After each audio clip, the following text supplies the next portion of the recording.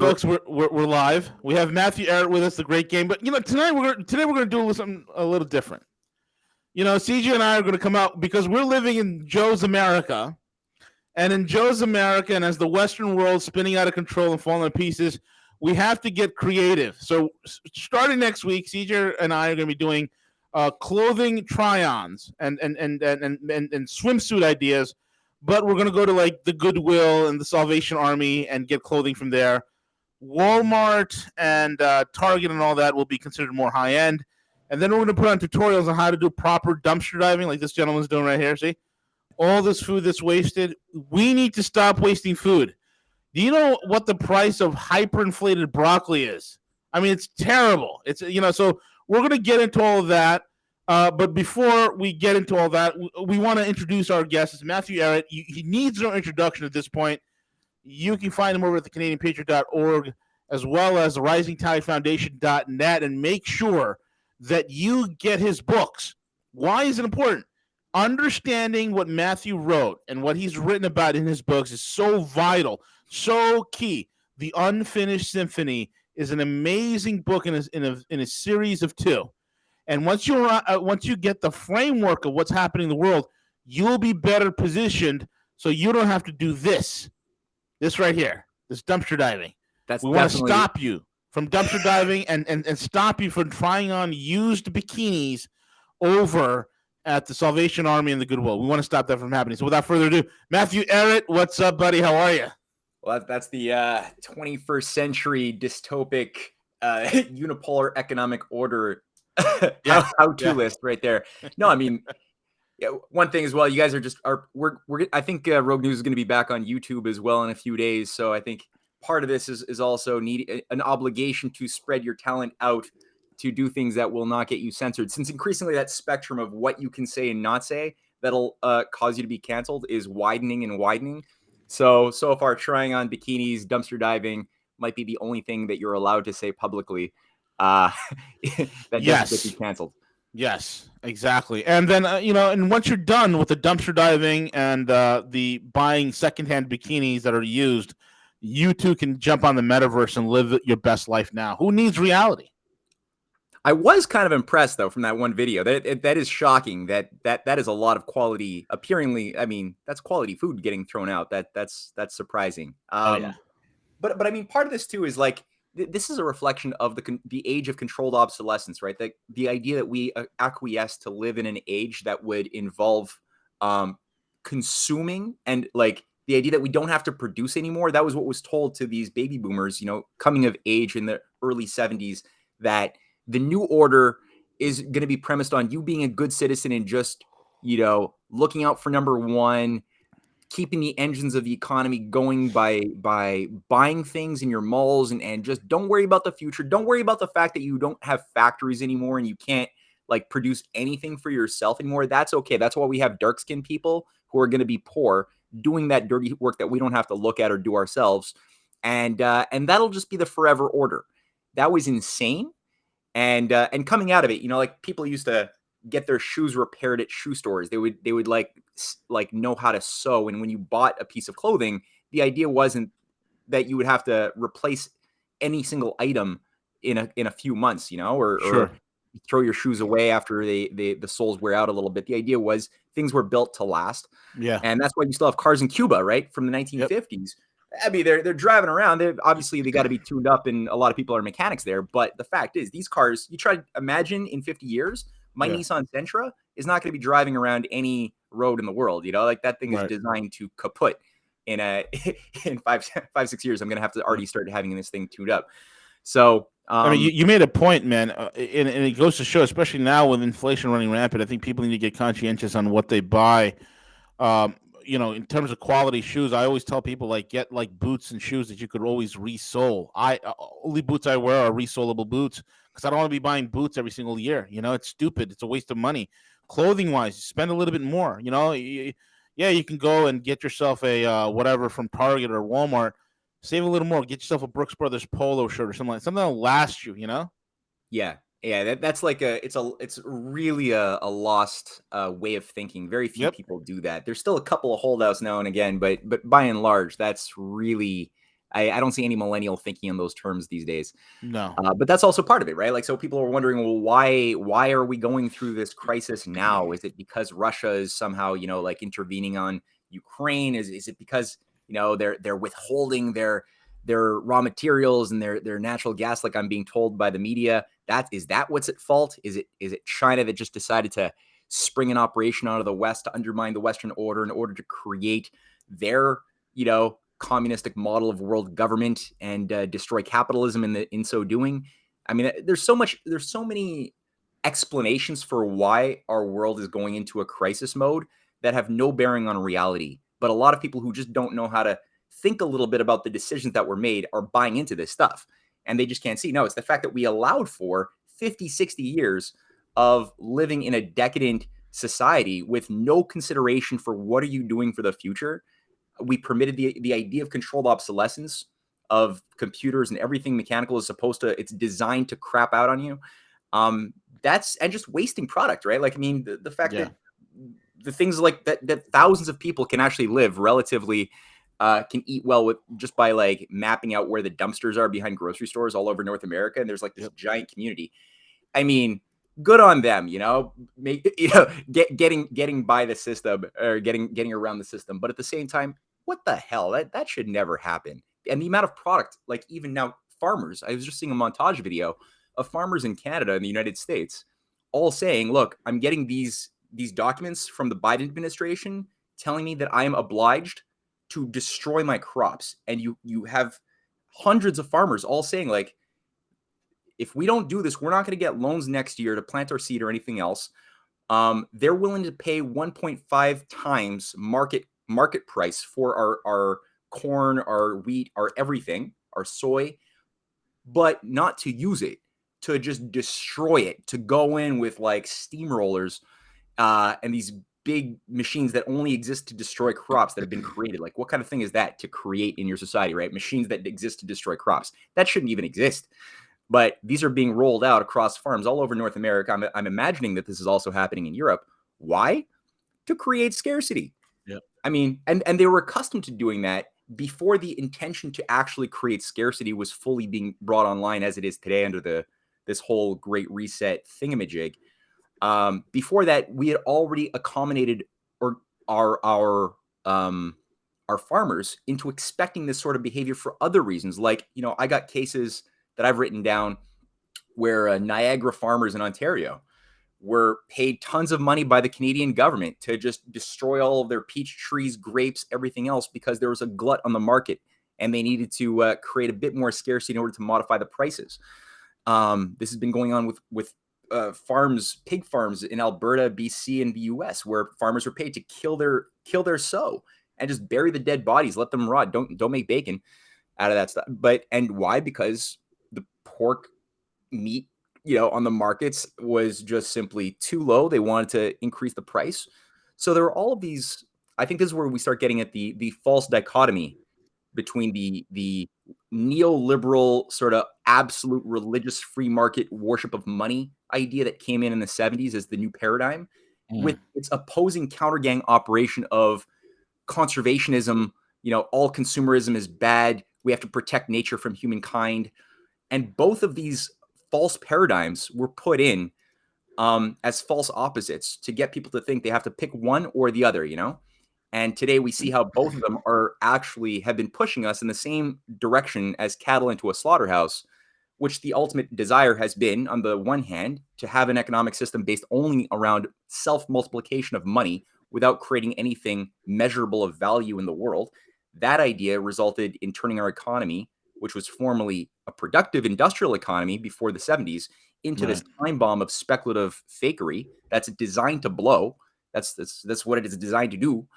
And then on the other hand, you got people who were repulsed by the piggish behavior of idiot consumerists who can't think with a bit of morality, right? Who are then obviously so repulsed that they're inclined to jump into the other net, thinking that now that they're critical thinkers because they can, they can read Noam Chomsky and Howard Zinn and criticize the big bad evils of capitalism. Now they think that because they've gone to the other extreme, now they're awakened and enlightened. And it's like, no, you're still promoting Green New Deals. You're still promoting the controlled destruction of energy sources and, any type of viable production of food needed to keep people alive. Now you're promoting that, which seems like the people who control both paradigms are happy with how you're thinking of yourself as a revolutionary, Bernie Sanders or whoever, So it's a fake operation, and that's why I really like the this little remark here by Lavrov. I just gotta pull it up, but I thought this little 30-second clip from the man was just a really nice way of demonstrating how to break out of these false paradigms. This is like last week. It's 40 seconds.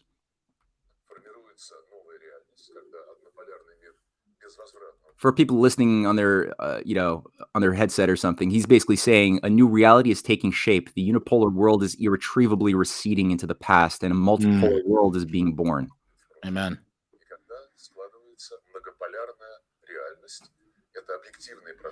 This is an objective process that cannot be stopped. There won't be one single ruler in this new reality.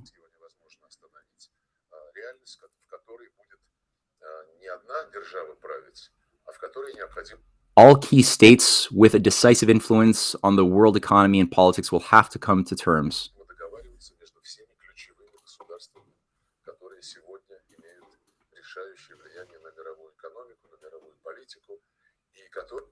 Being aware of their special status, they will ensure the observance of the fundamental principles of the UN Charter.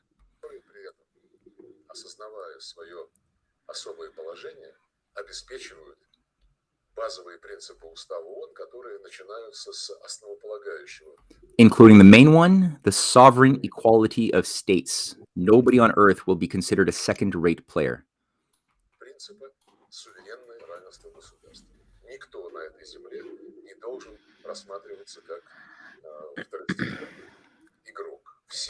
All nations are equal and sovereign.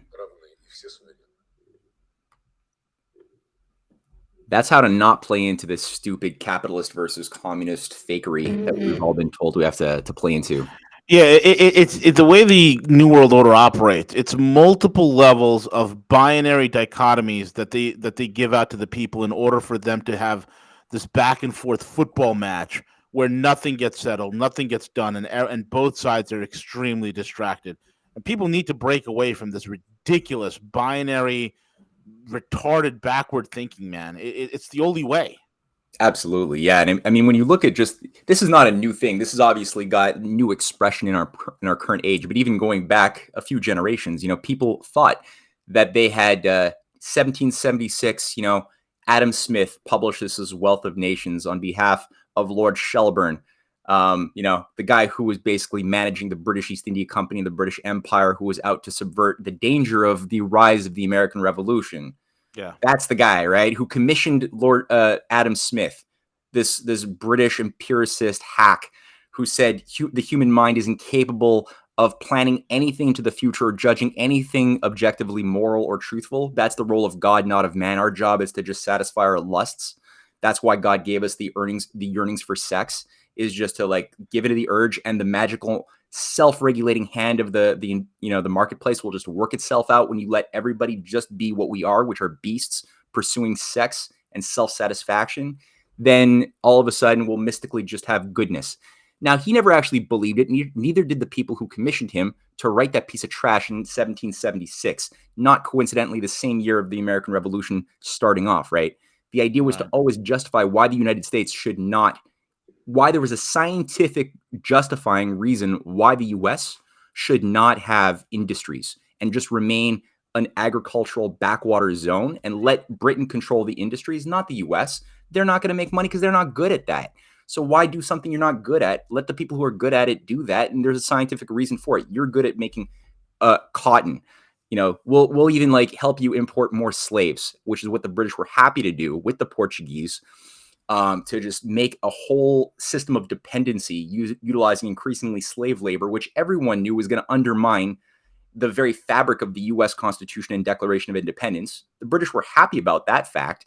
And it also encrusted a criminal syndicate inside of the United States around the slave power in the South, which increasingly it became the most powerful economy on the world, all because Britain needed cotton for their textiles. 80% of the Southern cotton was going to meet British textile needs, which they were, they had control of this because, India didn't anymore. India used to be the number one textile manufacturer in the world, but Britain made sure that that was all destroyed, and Indians who actually were specialists in trade, who actually had skills to produce, had their hands were cut off so that they couldn't actually maintain their machinery or anything else. The British were then happy just to force them to make opium, which was going to be their new cash crop, that they would supply their Brahmin caste system, which was already going extinct back in the 18th century. And the British were very careful to re-empower the caste system, the self-controlling, corrupt Brahmins at the top of the pyramid, while everyone else was going to become in a perpetual state of slavery to the British Empire. So they were happy with this whole global network. And where was the opium going? It was obviously part of the program to destroy China, which it did for a whole century and more, and it continues to try to. So you had that whole thing, and it was all around this logic of Adam Smith and this stupid mystical idea of, invisible hands and personal hedonism is the source of value and supply and demand. And the reality was that was never viable. The idea of Adam Smith's system only worked with the assumption that there was no British East India Company, there was no City of London, there was no supranational financier oligarchy. If you don't assume that that's true, yeah, everything else he said could feasibly work.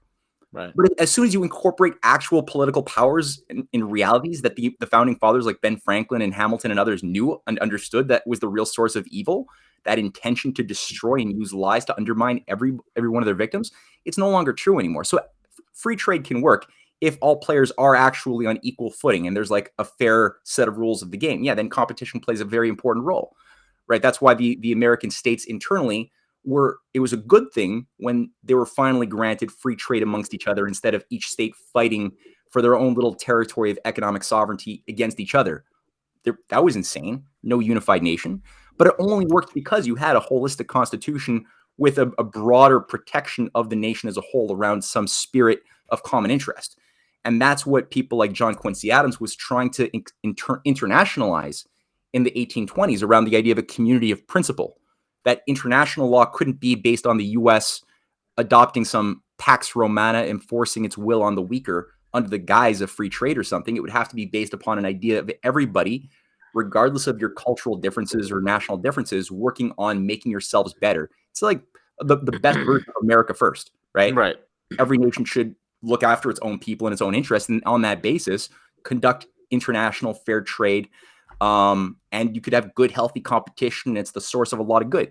And then after a while, people weren't buying the Adam Smith thing. It wasn't taking hold very much because people could see this other thing was working very well and that America was leading and other nations were adopting, of industrial activity, protectionism, large-scale infrastructure investments with ideas defining what the future should be, like the Erie Canal, the Transcontinental Railway, and other nations are like, wow, we can do that too. That's in our sovereign right to control our own banking system, to build large-scale infrastructure that, pulls people out of poverty. We can also do that.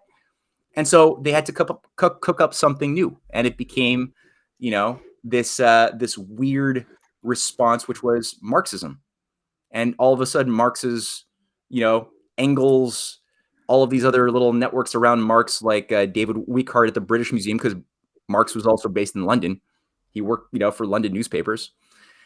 People think of him as like a pre-Soviet Russian. No, he's a British writer who was in bed with some very, very shady networks tied to British intelligence, Freemasonic operations like Giuseppe Mazzini, who ran with Lord Palmerston, a massive occult Freemasonic satanic network that weaponized the masses of poor people under the Young Europe movement in the 1830s and 40s and 50s to become basically Jacobin battering rams against national governments that wanted to break free of the British Empire. And that was innovated by these networks and their writers, which it still lacked a scientific coherence. It could persuade. It worked for the poor and the abused, who didn't really have a mental identity. An intellectual identity. But it didn't really work to recruit the upper crust, the aristocrats' children. So that they needed to tighten up their ideology a little bit and create something with a semblance of scientific sociological coherence, which is where Das Kapital and other things came out of and emerged to do that, with certain theories of human evolution, that emerged around a dialectical materialist push and pull of materialistic forces that somehow caused great ideas to just magically come into existence. The class struggle mechanism was a big part of it too. You know, this idea that there will always be a universal constant of rich who will always hate poor and want to exploit them, and poor who will always hate rich and want to overthrow them. And that class struggle is a constant that you have to assume is always true. Whereas, you know, in the American system of Alexander Hamilton, Ben Franklin, people who you're not allowed to read. If you go to like university and you study economics, you can't read these people. But what's very clear on when you read their writings is that the source of value is not just letting all hedonism go under this unregulated free market idea of Adam Smith. And it wasn't about some mystical, class struggle that causes tension out of which new ideas and innovations arise out of a dialectic materialistic idea, you know, with no intention. It was designed around principles of how the mind relates to matter using the idea of creative discoveries. And by constantly giving people the environment in which creative discoveries can be made, you will, and also translating those new discoveries into new inventions and forms of technology that improve your productive process, you're going to always overcome the Malthusian limits to growth. That, you know, we'll always be able to make new discoveries that create new resources, or that take things that were formerly just rocks, like iron, and it becomes a resource when you make a discovery that former rock is something which, using a new technique, you can actually transform it and use it to make things better. And so what were formerly rocks become resources, right? Uranium was formerly only used for, like, in alum mines to, like, not alum, sorry. In like uranium was only used to dye glass yellow. Yeah. And that was its only purpose. And it took a long time for people to discover that there's something. Imagine that. You know, yeah. Exactly. And the value of it, right? The price of it after the discovery, it's the same material chemically before and after the discovery of the structure of the atom. Nothing really qualitatively changed. Money is still floating in the pre-discovery and post-discovery world. US dollars are floating around. But what is different, right? How is it that all of a sudden what was formerly selling for maybe, you know, a couple of cents a gram is now selling for thousands of dollars a gram? And what is the quality of those dollars? It's now operating, those dollars are now moving around after the discovery is made in a system which has an ability to sustain more people at a higher quality of life, at smarter cultural and intelligence levels, right? Right. So that's something that the oligarchy has always despised. So they get us to think, okay, we have to be either Marxist or we can be Smith. We can be, you know, free market capitalists, or we got to be Soviet, you know, Marxist communists, and that's all we've got. Pick and choose one or the other. But then you look at what's going on today, or, you know, they got variants as well, right? So subvariants for people who are not comfortable with Marxism, they're told, oh, well, you can be Keynesian, right? And if you're not comfortable with Smith, well, you can be an Austrian school follower of von Mises and von Hayek, right? And that it's essentially the same thing, though. Keynes versus Hayek, which is really what's shaped the whole Democratic and Republican Party. It's pretty much the Smith versus Marx formula. Whereas both of them came out, Keynes versus Hayek, both of these people came out arguing about their two opposing systems in 1932-33 in the London School of Economics, a Fabian Society school, right? Both of them are actually operating in the same networks as a fake opposition to each other. They're friends their whole lives. They're both Malthusians. They both are devoted depopulation fanatics, but they come at it with different ideas on how it's going to happen. Whereas, like, von Hayek is like, well, you can't force it. It's just going to happen. Except at the end of his Road to Serfdom, where he says, but we do, you know, everybody should just be personally free to do whatever they want, but you'd still need some supranational governing entity to enforce the rules. He says, you can't escape that. Which already, and Keynes is just a little bit more clear. He's like, no, you need this state. Every time you have an economic crisis, the state must be the thing that just controls money, just spends money, makes jobs happen. Don't think about the causes or principles of what makes the discoveries occur. Don't think about that. Building a windmill is the same as building a nuclear plant, which is the same as building, you know, it's all the same. Why? Because they're all going to make jobs paid for by the state. The people making the jobs, whether it's a windmill, a useless freaking windmill that's going to hurt your society, or a nuclear plant that will benefit your society, it doesn't matter. That money they will get, they're going to use it. They're going to, like, buy food for their family. That's going to, or they're going to buy whatever, movie tickets. And that's going to stimulate industries that are going to make the products, that are going to make the films or whatever else. And that new industry that's making their food is how Keynes is wiring it, right? Which is a lie. That is now going to create a new demand for infrastructure because industries need a lot of energy and heavy infrastructure. That new demand is then going to force the government to supply it, which is how infrastructure happens. It's by individuals just, personally wanting to just consume things that makes all of the other things happen in your nation. That's not how it happens. That's FDR knew that, which is why both of these guys were set up to have their fake debate exactly at the moment when it was becoming clear that Franklin Roosevelt, who was reviving Abraham Lincoln's American system of Hamilton, was about to take power in the United States at that same moment. It was very close to victory. So they had to make sure people were not aware of what it was that was being reactivated and would think that they had, one of these things or Smith versus Marx. Again, FDR, just like Lavrov, didn't buy into any of that stuff. Yeah. FDR was clear. It's about a multipolar system of win-win cooperation. He was very clear, fighting with Churchill, saying after this war is done, we're not going to be protecting the Dutch, the French, or the British empires. Those are going to be going extinct, and we're not going to make an American empire. He was very clear on that too. So was Henry Wallace, as vice president. And he made a point. We're going to help all of the countries. We're going to convert our military, which was used for war, and we're going to convert it into an arsenal for democracy to help all of the countries of the world, Africa and others, have access to infrastructure, electrification, other things, and train them to do it themselves. And he had deals worked out with the Shah of Iran, leaders across Africa. He had deals signed with Brazil, the Brazilian, the Mexican presidents, Asia, everywhere, Stalin, you name it. And everybody was hoping that finally the operations of the American Revolution of 1776, of a new age of reason, of brotherhood, right, where everybody is created equal in the eyes of God, was going to be the new determinant for law. That was enshrined in the United Nations Charter, which Lavrov cited as well, right? He was very clear that that's the key. Matthew, Winston Churchill, I grew very leery of not being able to fight a war. And the war I will have, Matthew. I will make sure that the British Empire will continue to shine as a banking conglomerate ruling all the world's oceans, from sunrise in the east to where it sets in the west. Yes. Gary Oldman's got nothing on you, man. But that's it. Like Churchill even said, the war is like the greatest time of his life. He was actually unhappier when the war was over. Yeah, it's like it's insane. It's something like that's like you expect Soros to say something like that, right? Like, it was a great thing for me to sell out all the Jews. It was the happiest time of my life, walking Jews into concentration camps, knowing that the ash coming from the chimneys is their ashen bodies. No, it's sick. This guy was actually like eating this stuff up and bragging that that's how he felt as the happiest, exhilarating time. Yeah. Well, it's not surprising because Churchill himself was, I mean, he would really make even Hitler like green with envy if you could just see what he was able to accomplish as far as human genocide. Churchill, I mean, he consciously killed millions. I think it's somewhere around 4 million Indians during World War II were starved to death because it's not like just because he wanted to have extra supplies of food in case maybe they might need it for the Western or the European battlefield.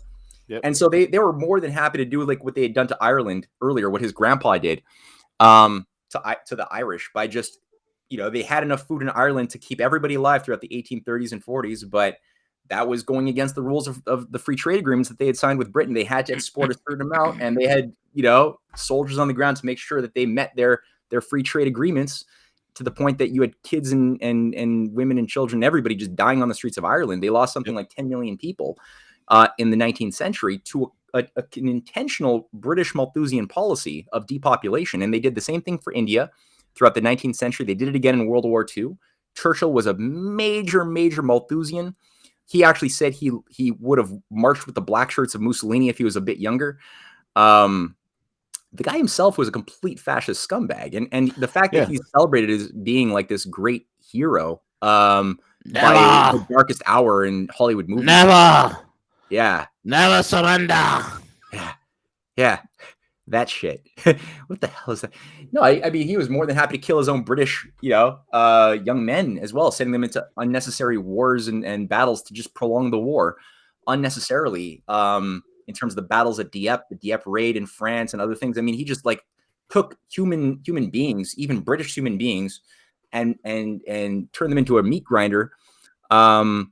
just to keep the war going so that the British would have a chance. It could have ended in 1944, right? There was a open up a second front way back in 1941. And immediately when the U.S. got in, they were already saying, like, let's open a second front. Let's do it. And Churchill was stalling. The whole British oligarchy was stalling to the point that they just kept on kicking the can down the line, down the road, saying, no, let's go for Africa instead. The whole Africa campaign was the most. What was that about? Nobody could properly explain it. There's no go to Africa. Reason. No. We'll fight them in the sands. We'll fight them on the camels. We'll fight them on the storks and the lions. We'll chase them wherever they may be.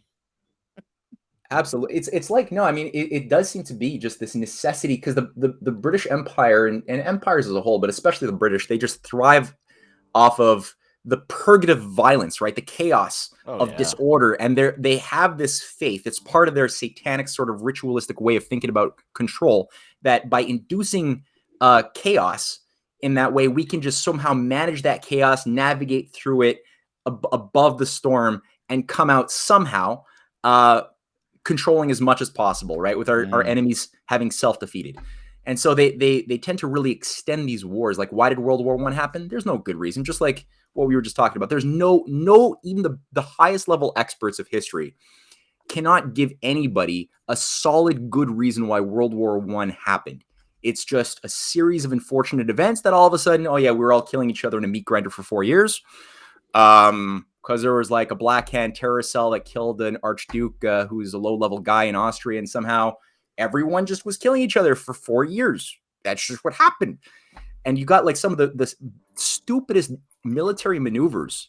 I'm not really that proficient on this, but I've read a little bit. And I mean, things like the attack in Gallipoli in Turkey.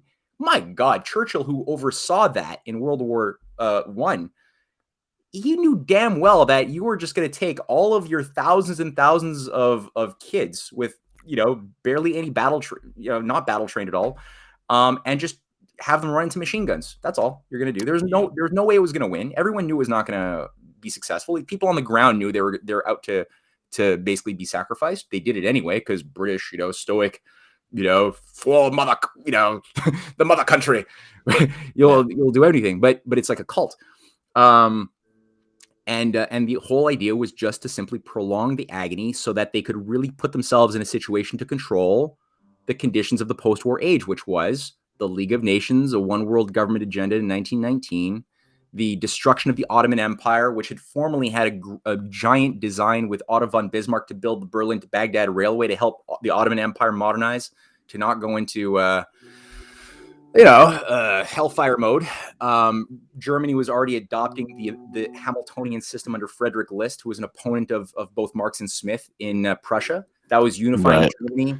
They were working also with their Russian counterparts. They were working with their French counterparts, like Gabriel Hanotaux, the foreign minister, Sadi Carnot, the prime minister assassinated, or the president assassinated in 1895. They were working to put protective tariffs on, industrialize just the way Lincoln had done, and do it with your neighbors in a way that involves building peace treaties, not building secret war treaties that would get us into World War I, which is what the British were doing. Sure. And so all of this stuff, I didn't even talk about Russia, but they were big time. Russia was adopting this system under Alexander II and III and Sergei Witte, the prime minister of Russia. So all of this had to be destroyed. And that's what the British were trying to do with World War I, with their string of assassinations. And, ultimately, this is what the United Nations was not. So people think, they're told that the United Nations is just a continuation of the League of Nations one world government. No. Oh. And so the fact is, when you read the articles inside of the United Nations, unlike the League of Nations, it's not premised around creating a one world authority to enforce the will of a hegemon onto the many. It's based upon the enshrinement. That's what Lavrov was saying, right? The enshrinement of the sovereignty of each nation and the respect of each person's sovereignty. That's enshrined in it. It's so vital. And that's why FDR, it was his baby, right? He wanted a world where it wasn't going to be a police force telling people or imposing will. It was going to be a place that would be able to be a zone where different parties of the world could, mediate their conflict, to harmonize their economic strategies, to end hunger, to meet things like the four freedoms. The freedoms of all human beings, to have no fear of secret police, no fear of dying of hunger, right? Having the idea of no fear of dying in war. I forget the other one, but freedom of religion was the other one. Regardless of what religion you are, you have a freedom of conscience. These were like freedoms that were going to be extended for the world as this sort of global American revolution, this global American constitution, which is not like the World Health Organization's constitution that they're currently trying to pump out today. Very different idea. You guys have heard about the World Health Organization constitution? No. What is that? Free healthcare for all, and take a vax pass, and what is it? Yeah, basically. I mean, it seems to be something that I just started looking into a little bit, but yeah, it's actually being promoted by Gavi, the World Health Organization. Gavi being the private, operation run by Gates, in order to and a lot of countries, I think even most countries, have even signed on some level to set up in December of this year the first conference to establish a global constitution, a health constitution. For all future pandemics, because they're saying, well, we were so disorganized this time around. And so when future ones happen, we need to all be on board on the same page with the same protocols, not having, countries like China saying no to scientifically proven genetic therapies. No, everybody has to be this, on the same wavelength. And so the World Health Organization needs to have that enforcement mechanism in place in order to override the dangerousness of sovereign nations who do things with their own ideas sometimes. So that is obviously it's far enough from being actualized, but that fact that is something that they're openly moving towards, and obviously there's a fight over how and what agenda will be controlling whatever the hell the World Health Organization is or becomes at that time. There's still obviously a fight over that. But that's a real way of thinking about world government, much more in alignment with the League of Nations idea of banning, essentially sovereign countries from having access to their own credit, their own banking system, their own military systems, and other things. So it's all in that orientation. And this is what Lavrov and Putin and many others have been really fighting against, even though you've got traitors, as we've talked about, fifth columnists, deep staters in all of these different countries. You actually see that there are nationalists who are fighting against it. And a lot of people today in the alternative media world are putting their blinders on, and they're really going into black-pilled, we're all screwed mode. Like all sides are all controlled opposition, and any semblance of any fight is just there to give you false hope and then ruin your hope. So whereas the wise person knows there's nothing we can do.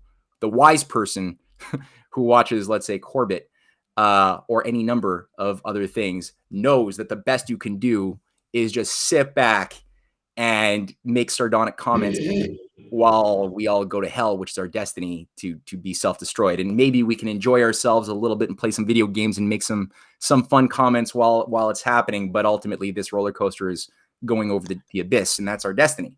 I'm James Corbett, and I recommend everybody getting cat food and heading to the basement while you enjoy the nuclear holocaust. Thank you. Oh, yes, absolutely. Because so it's New World Order controls everything, including China and Russia and all the multipolar world. They control it all. Yeah, it's actually a multipolar new world order. The whole idea of a unipolar world order, they knew that we were going to reject that, and so they created this false opposition of a multipolar new world order as a way to give us a semblance of something good that we'll all give our support to. But that's actually the real new world order, which is why Lavrov and Xi Jinping control Klaus Schwab and the World Health Organization with their, Venezuelan commie junior partners, and that's the real enemy of the world. The big problem with Corbett, I'll tell you what the big problem with Corbett is. Corbett's biggest problem, and guys like Corbett, is a severe lack of understanding of, number one, history, okay, and number two, economics and the way money works and the way money is flowing. They just don't know the players, and they don't know the historical context, and they don't know the real deep philosophies and ideas that are powering this emerging new multipolar world. And therefore, the easiest thing to do, because guys like him are ignorant of these facts, is to blanket coat everything as it's all part of the one world agenda. It's all one world government. It's all one world government. No, it's not. Well, it's difficult. Plato talked about this. Like, how do you how do you tell somebody something that they don't know when they think that they know it? Well, it's very hard. You could obviously, it's easier to be a teacher if you have a student who is humble and knows that they don't know. But as soon as you have a bunch of people who think that they know, they've done work developing concepts that give them convictions and give them the courage or the ability to make blanket judgments on a variety of things based on what they think is knowledge. But it's not real knowledge. There's Trojan Horse fakery inside of their system that they haven't figured out how to identify where they're wrong. You can't really teach them. They've got a force field. That's a difficult thing. I think everyone can identify with trying to communicate with people who have the force field on, or who think that they know what they don't know. And I think the thing with Corbett is that he has rigor. I think we've all respected a lot of the work that he's done over the years as a researcher of evil. He's a good anatomist to be able to dissect a lot of the evil intrigues and structures of lies. That's good, and it's a necessary thing to have that. But at a certain point, some of the techniques or some of the tools that he's used to cut through the misinformation, which is useful that he can do that, involves an understanding that, for example, there are Hegelian dialectics. Just being aware that the empire operates utilizing the Hegelian dialectical method of what we were talking about, controlled oppositions, right? Controlled opposites. That gives you an ability to cut through a lot of bullshit. So he can map out using his a certain sense of a love of freedom. And I'm not just saying this for Corbett.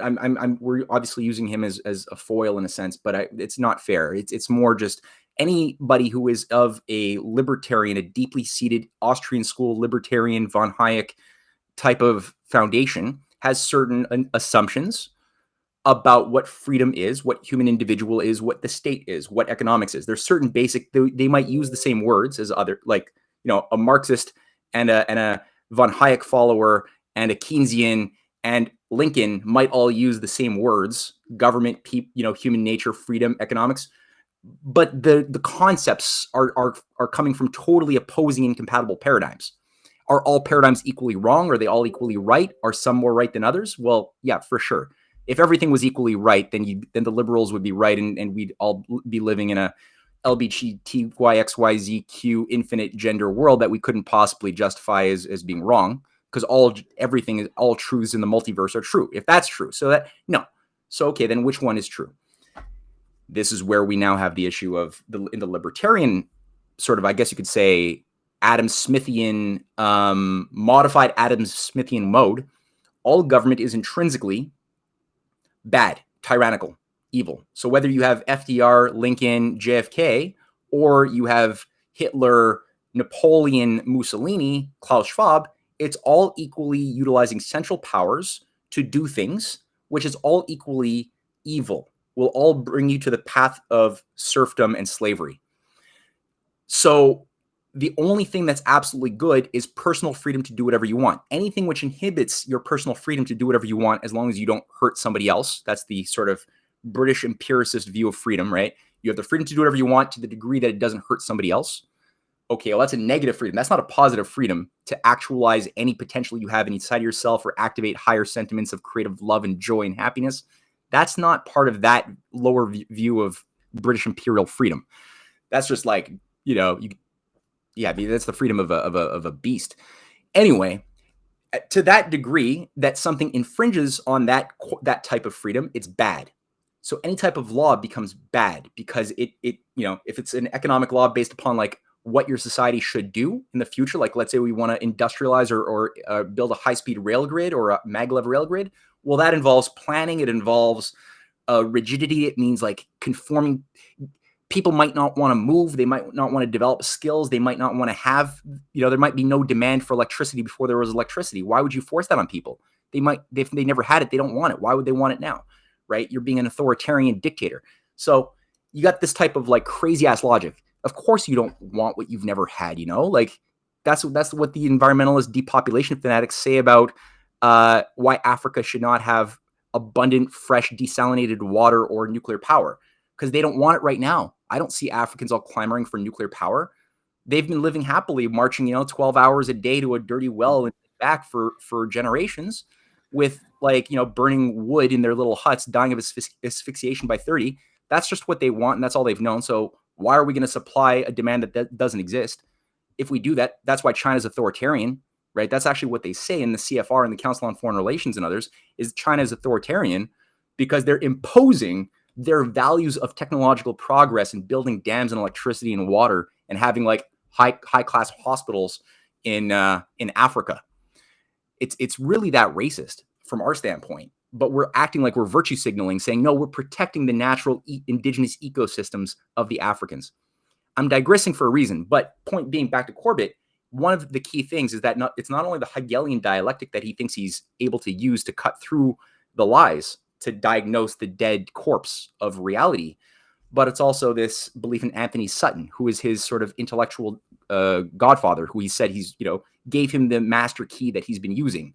And Anthony Sutton is devoted. Wait a minute. Yeah. Corbett, it says Anthony Sutton is like his guru? Yes, ideological guru. I don't think they ever met. Oh, wow. But Okay. Anthony Sutton, if you actually look at the guy, he also, just like Corbett, does useful things, mapping out the British funding or the Anglo-American Wall Street funding of fascism and technocracy rules the world. Yeah, and everything. Technocracy rules Russia, he's a hardcore China. Austrian school libertarian. He's a British high-end libertarian Austrian school devotee, and that's how he is. That's the ideological filter through which he looks at all of the past, is through his libertarian filter. He can't. It doesn't allow in information that disproves or contradicts his thesis, which is why he will also say Roosevelt was just as evil as Hitler. Anthony Sutton, who was a banker's boy, just like Hitler was, just like, So that's the sort of problem, is you can only see evil, and then you start seeing evil where it's not even, and you cannot even see good. You can diagnose a corpse or dissect a corpse, a dead body, but you don't know what life looks like. You start looking at living tissue from the filter of what dead tissue looks like, and that's the same problem. Is they'll look at a living process like the American Revolution and just brush it off, saying, oh no, that was an oligarchical aristocratic revolution to just control you more. Or Lincoln was just empowering. Look at how much more power to corporations occurred in the wake of the Civil War, which involved taking people's right to have property away from them as well. One of the core creeds of the libertarian doctrine, right? But it's like, wait a minute, these people, or this property that you're saying was taken away from them in the Civil War, weren't those living, breathing, thinking people slaves, right? And it's like, it all becomes. They can't see the life. They can only see life through the filter of death. So they just see death everywhere. And thus it becomes something kind of poisonous that feeds off of the sense that I'm elite because I can see now what other people cannot see. I can see the evil that other people think is good. And all of a sudden you tend to have more of this egotistical complex of just like feeling like you're outside of the cave where everyone else is looking at the shadows. And now you can laugh at the people inside of the shadows, believing in the shadows, offering nothing. Whereas true Socratic method in the Republic, when he talks about the allegory of the cave, is that, the true philosopher has to not only leave the cave to see what real light and real truth is, but then the true philosopher doesn't stay outside of the cage or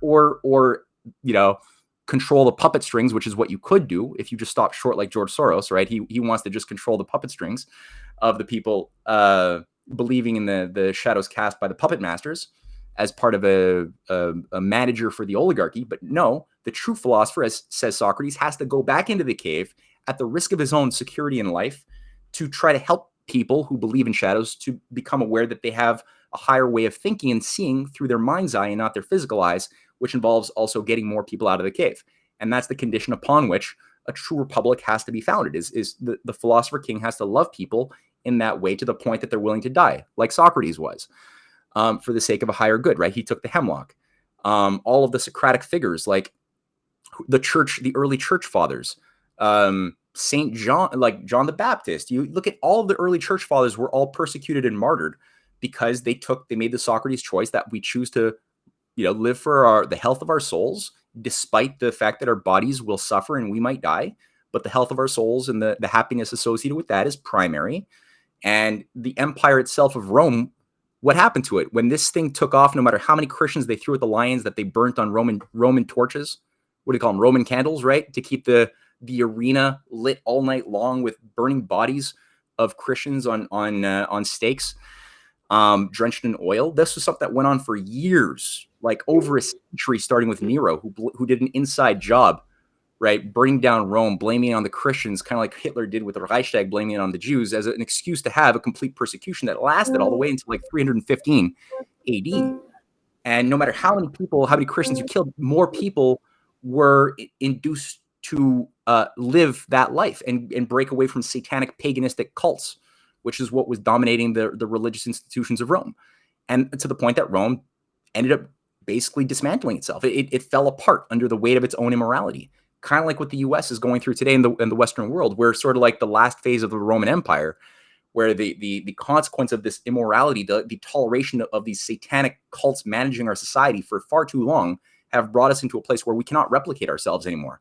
We can't be creative the way our society needs to make discoveries that overcome the limits to growth. So instead, we're being told, well, now's the time for the big cull where we get back into harmony with nature and live with less, live with lower expectations, live with more euthanasia of old people who are too expensive to maintain, live with less food that we're even paying to have destroyed, live with less energy, because we're going to just have everybody get sucked onto solar panels and windmills. And we're going to just, go with that new flow. And surprise, surprise, a big chunk of the world population doesn't want to do that. Holy shit. You got the Christian Russians, you got the Indians representing a whole complex of Hinduism and Sikhism and Buddhism and other. And then you have China representing Buddhism and Confucianism and a few other groups. And you have Islam also being represented by Pakistan and Iran. Increasingly, even maybe Turkey has been playing both sides, but is obviously more inclined, it seems, to move in the multipolar Belt and Road Initiative orientation. 20 Arab states have signed on to the BRI. And of course, the empire's freaking out. Of course, they're trying to do everything possible to break Pakistan out of it and doing what they just did this week to oust Imran Khan. It doesn't seem like the new Pakistani government is necessarily bad. I haven't seen evidence of that yet. They still seem to want to keep the obligations of Pakistan in terms of its participation with Afghanistan, the BRI, the CPEC. They want to keep that in place. That's good. I don't know what else they might do, but there's obviously a huge desperation and fear that this new system is going to be the hegemonic dominant system, which is what Lavrov was talking about, which breaks us out of this Hegelian dialectic dichotomy and back into the type of way of thinking that people like Plato or, Cicero and his Commonwealth or St. Augustine and his City of God were all writing about, like the idea that there's a natural law in the universe and man's law has to come into conformity with that natural law. And we have to have it in an open system like the American Constitution, which is an idea of a self-perfectible system, right? The American Constitution, it wasn't a finished product.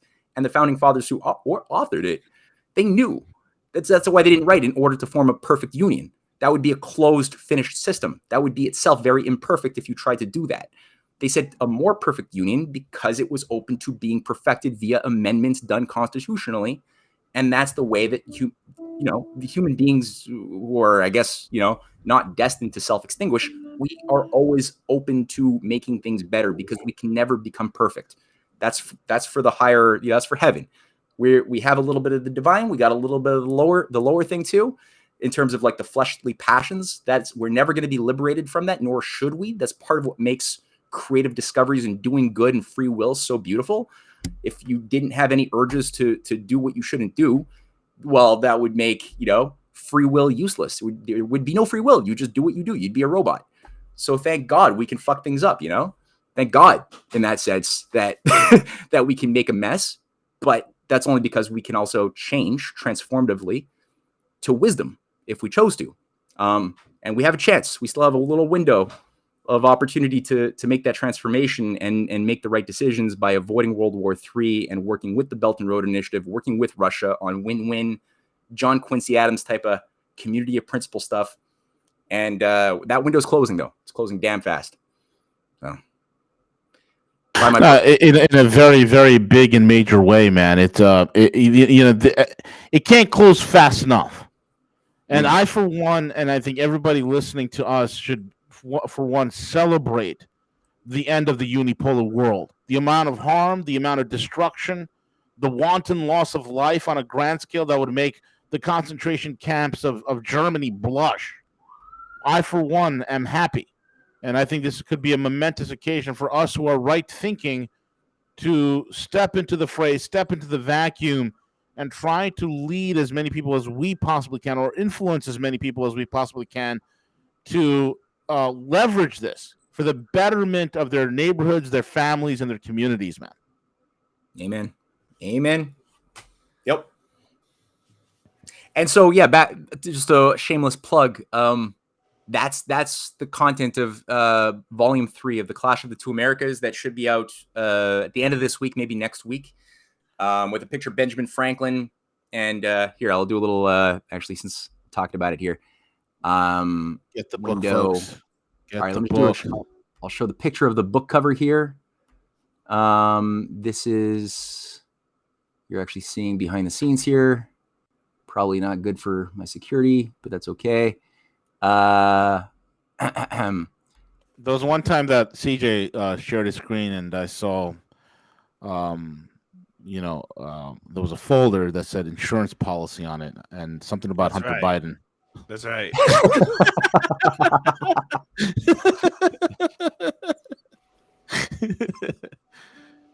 All right, here we are. Book 3 cover. And it's opening. There we are. Birth of a Eurasian Manifest Destiny is going to be. I think you might have to share the window where it's. Oops. Where it's. Okay. Yeah, share the window where it actually opened, because we were still on the filing thing. I got the path written down, Matthew. I'll check your folders tonight. Oh, okay. All right. So. Where's the cover?